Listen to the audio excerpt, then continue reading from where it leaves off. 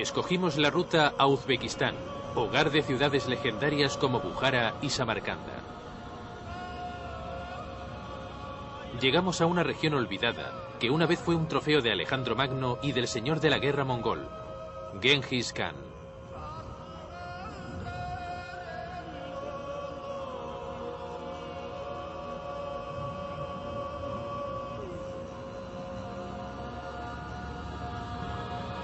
Fundada hace más de 2500 años, Bukhara fue el centro cultural de la región. Desde aquí uno podría ir en todas direcciones. La ciudad de Bukhara es en realidad un cruce de caminos. La legendaria ruta de la seda que se inició en el siglo II pasaba por Bukhara. En el siglo XII, el famoso viajero judío Benjamín de Tudela constató la existencia de una tribu hebrea que se consideraba una de las tribus perdidas, obligadas a exiliarse por los asirios.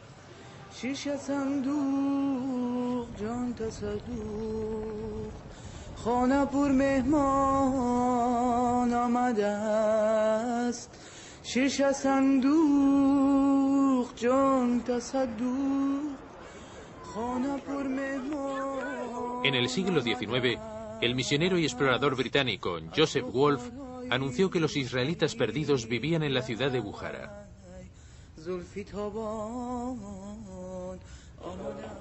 La leyenda cuenta que la mayoría de tumbas halladas datan de los tiempos bíblicos, pero no pudimos encontrar ninguna evidencia que las vincule con los israelitas.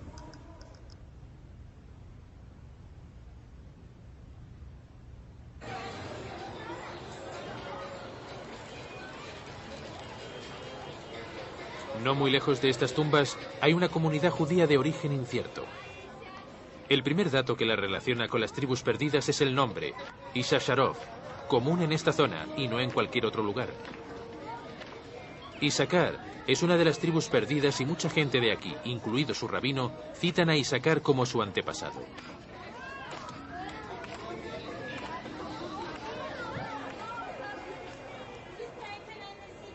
El rastro de Issacar no nos llevó muy lejos, así que exploramos Mahala, el barrio judío, para ver si encontrábamos alguna conexión con la tribu de Neftalí, que también fue exiliada a esta zona.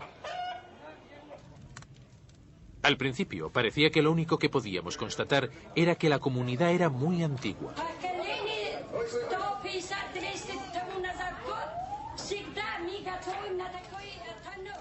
Durante muchos cientos de años hemos preparado matzah en este horno. Es una costumbre muy vieja. Son costumbres antiguas, tienen miles de años. Cuando Dios nos dio Jerusalén estábamos preparando matzah manualmente, como ahora.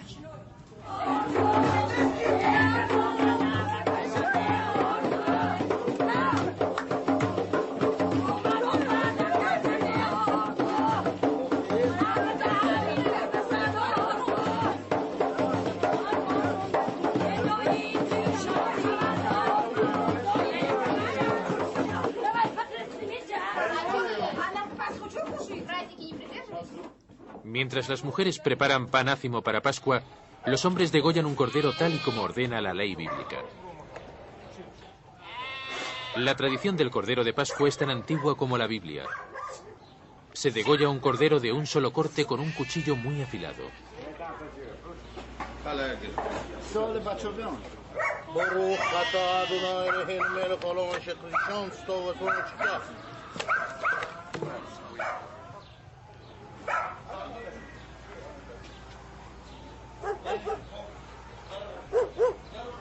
Después, se deja fluir la sangre y se vacía. En los tiempos del Éxodo, un arbusto a modo de pincel serviría para identificar con la sangre las puertas de aquellos hogares israelitas. Estoy sacrificando este animal para Dios, como siempre hemos hecho. ¿Cómo lo hace?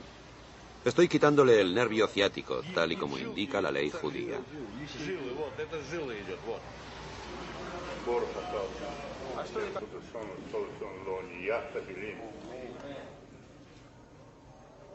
Cuando se les descubrió por primera vez, no decían ser judíos, decían ser israelitas. Ha sido en los últimos 100 años que se han integrado en el cuerpo del mundo de la comunidad judía. Los judíos de Bukhara son importantes porque nos demuestran que la historia de las tribus perdidas es una historia escondida, que hay razones políticas que han ocultado su historia. Por ejemplo, en Bukhara, Uzbekistán, país perteneciente a la antigua Unión Soviética, todo lo israelita se ocultó. Se encerró bajo llave porque a las autoridades locales no les interesaba aseverar que la presencia israelita era anterior a la de los indígenas. En Bukhara, disfrutamos de un guía que dirigía el Museo de Bukhara y que se movía entre el deseo de descubrir la verdad y cuidar de sí mismo en un clima político que seguía ocultando todo lo israelí.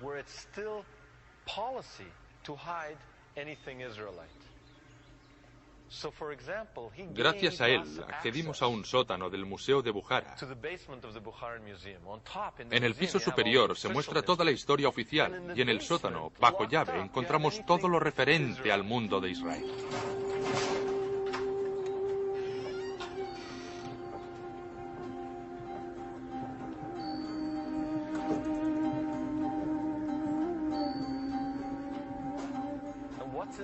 ¿Y qué hay en ese cochambroso y oscuro sótano?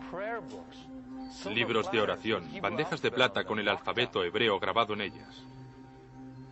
Allí oculto, rollos de la Torá, rollos de la Biblia. Todo oculto como si se tratara de un secreto de Estado. Cualquier cosa con letras hebreas, cualquier cosa que tenga un significado histórico de la presencia israelita está oculto allí.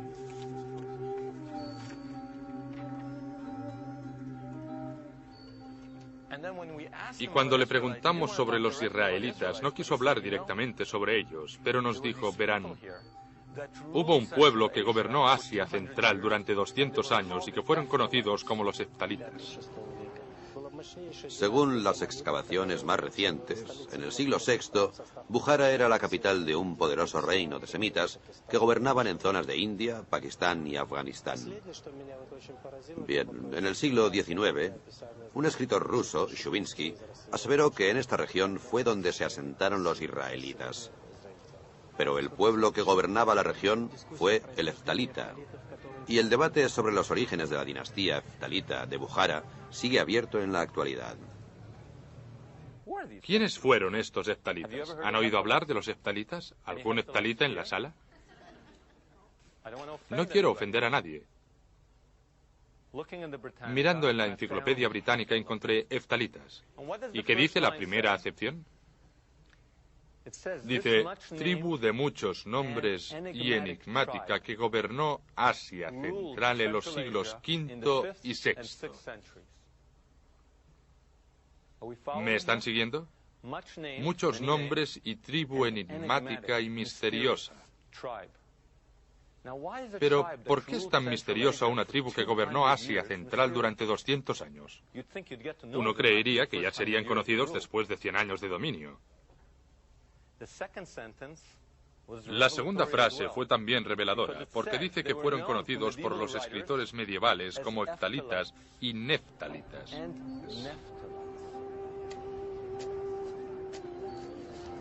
Nos parecía que los neftalitas debían ser la tribu perdida de Neftalí, pero queríamos más evidencias arqueológicas.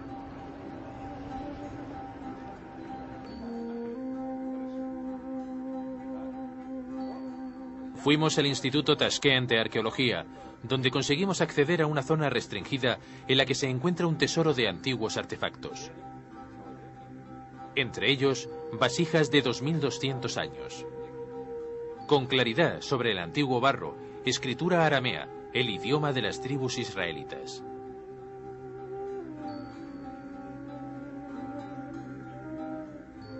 Allí conocimos a la profesora Usmanova, una arqueóloga semi-retirada. ¿Y qué tenía? Algo envuelto en una toallita para el té. En una toallita para el té. Un viejo objeto ritual religioso de 1700 años con escritura hebrea, con un nombre israelí.